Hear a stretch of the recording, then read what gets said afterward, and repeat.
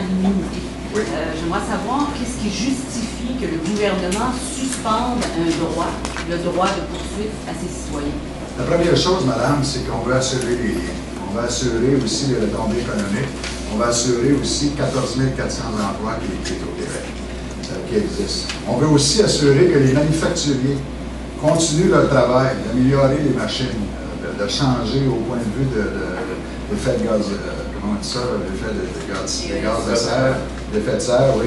Planifier leur avenir dans tout ça, et c'est au Québec. Et aussi, on veut laisser les tables de concertation. On a renouvelé nos tables de concertation pour les prochains 3 ans, de pouvoir travailler à avoir notre tranche québécoise en motoneige GPTD. Alors, on veut ça, mais il ne faut pas oublier qu'on a rajouté quelque chose de nouveau, madame, avec la médiation et l'arbitrage qui n'existait pas avant. Alors, on se donne des tables de concertation qui peuvent travailler. Le ministère du Transport, avec les CRI, vont pouvoir regarder la possibilité. Et on pense sincèrement, puis ça, c'est une recommandation du ministère, de la Commission de Transport et d'Environnement, qu'on pense qu'après 5 ans, on sera pas obligé d'avoir une idée. Mais généralement, la médiation et l'arbitrage, c'est quand les deux parties veulent discuter. Là, vous forcez une des deux parties à discuter. On ne force pas, moi j'appellerais ça, c'est rendre utile à l'agréable, parce qu'on veut absolument que les gens qui font de la motoneige et du VTT peuvent continuer à le faire dans une paix, que les compagnies continuent aussi à investir beaucoup d'argent pour améliorer les machines, et au bout de la ligne, on veut essayer qu'on n'ait plus d'unité. C'est le but. J'aurais 2 autres questions sur le 100 mètres de distance, parce que j'entendais un des intervenants dire s'il faut relocaliser des sentiers. Est-ce que j'ai bien compris qu'après 2012, certains sentiers pourraient être relocalisés à 100 mètres? Écoutez, c'est des terrains privés, alors c'est d'année en année que ces gens-là sont obligés de travailler pour avoir des permissions pour passer sur des terrains. Alors, on donne une certaine protection. OK. Monsieur Boucher, vous avez dit, vous avez invité vos membres finalement à continuer à signer la pétition pour que les MRC se soustraient. Combien selon vous, vous connaissez plus de ça, pourrait se soustraire à cette disposition-là de la loi? On l'espère aucune. Je prendrai l'exemple du Vermont qui a appliqué une loi très semblable à celle que le ministre McMillan dépose aujourd'hui. Et puis vous voyez dans le Vermont, c'est seulement 6 tronçons particuliers dans lesquels les comtés là-bas ont choisi d'appliquer une mesure de couvre-feu qui est beaucoup plus restrictive d'ailleurs, qui se situe à 10h et 11h. Donc, je ne crois pas qu'aucune municipalité au Québec ou MRC voudra se priver des bienfaits des retombées économiques des motoneigistes, sachant de toute façon que c'est une circulation qui n'est pas très dense. Regardez dans les dernières années, là, on ne peut pas parler de grandes esclandres de plaintes. Il y a eu le Petit Train du Nord qui a été spectaculaire. Et les motoneigistes circulent en grand nombre dans la province de Québec depuis 40 ans. Et puis, je crois que les municipalités vont entendre cet appel-là. Mais on invite tous les motoneigistes de la province à le faire. Si vous dites que les municipalités, en général, les MRC devraient tous se retirer de cette disposition-là, alors pourquoi est-ce que cette disposition-là, elle est là pour qui, cette disposition-là? Combien de kilomètres moi, je la vois parce que la disposition elle est là, finalement, pour que les municipalités puissent appliquer cette mesure de limitation d'heure-là, peut-être à des endroits précis, où il y a peut-être des problématiques. Puis ça, je pense que c'est un geste de citoyen, du respect des citoyens. Les municipalités sont sur les terrains, comprennent les problématiques régionales et eux pourront dire, écoutez, ici, il y a peut-être une problématique, dans ce tronçon-là, appliquons cette mesure de couvre-feu-là précisément ici. Si je comprends bien, ça va être des cas isolés, c'est ça que je comprends? Ben oui, puis si on se fie à l'exemple du Vermont, je vous dis que c'est d'ailleurs très éloquent. Okay. Mais changement de sujet, le dossier avec l'UPA. Est-ce que vous avez l'impression que l'UPA prend en otage le gouvernement en agissant de la sorte? C'est un dossier qui est financier à la base. Hein. C'est une polémique qui existe entre l'UPA et le gouvernement, qui concerne la financière agricole. Nous, d'un point de vue motoneigiste, on regarde ça et on se dit, dans un premier temps, il faut quand même être conscient qu'on parle de gens d'agriculture qui sont sur leur propre terre. Donc, on n'a pas de leçon à faire à des gens qui sont sur leur propre terre.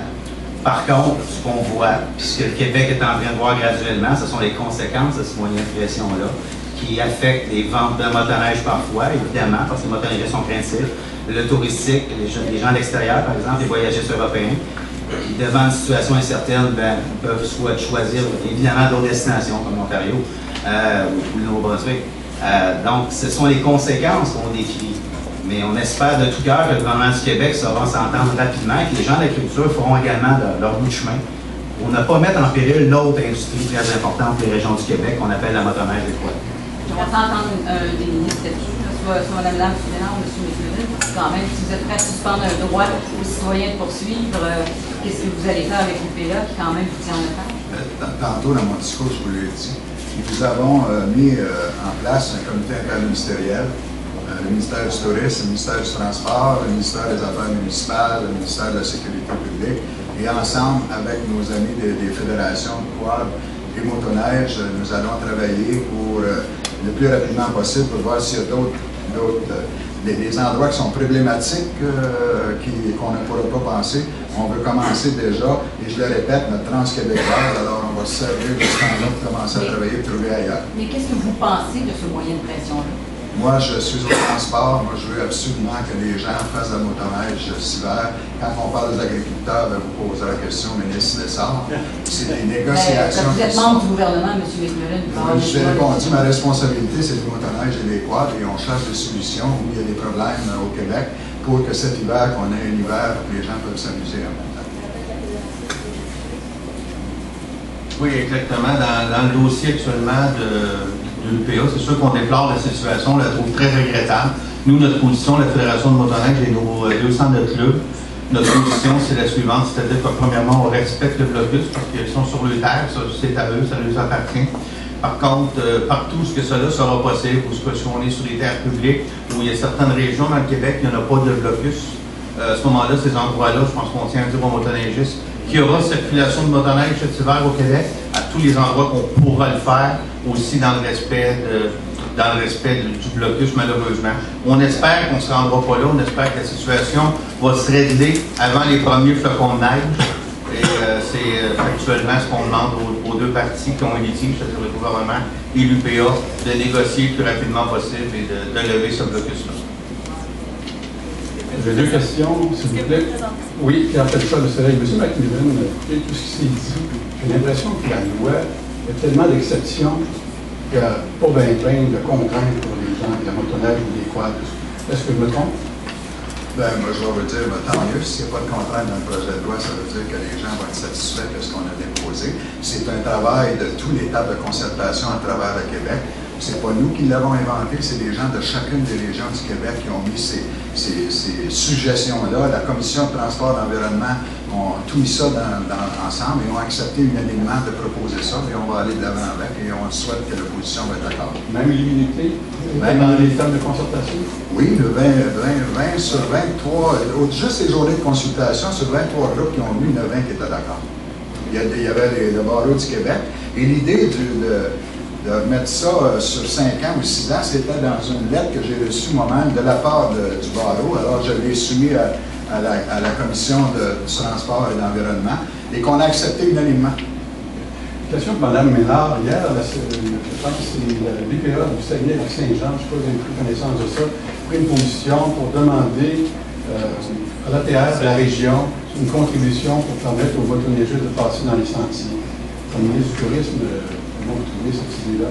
Ben, écoutez, je ne suis pas au courant qu'ils ont demandé un montant. Voulez-vous me... Ils ont demandé un montant d'argent. Oui, une contribution à l'ATR, parce qu'on dit qu'il y a des retombées économiques avec le motoneige, avec les touristes. Donc, on veut aussi avoir notre part du gâteau. C'est ce que j'ai vu ce matin. Ben, écoutez, j'ai pas vu ça, je ne l'ai pas entendu, je ne l'ai pas lu. Alors, je vais regarder ça. Je ne vois pas pourquoi l'ATR. Je ne vois pas comment l'ATR pourrait leur donner de l'argent pour. Je comprends mal la demande. Il va falloir que je regarde ça. Merci. Bonjour, Michel Pepin, Radio-Canada. Il y a des nouvelles amendes, il y a des amendes augmentées, notamment différentes règles. Qui va les appliquer en matière de surveillance policière? Qu'est-ce que vous prévoyez de ce côté? Oui, nous avons eu une rencontre avec le ministre de la Sécurité publique. Je ne me rappelle pas là, des chiffres exactement, j'avais les en main avec moi. L'année passée, la Sûreté du Québec a 534 véhicules pour faire la patrouille dans les sentiers du Québec. Et aussi, l'an passé, je ne sais pas si c'est 5 ou 6 000 heures durant l'hiver que les gens. On va continuer ça. Mais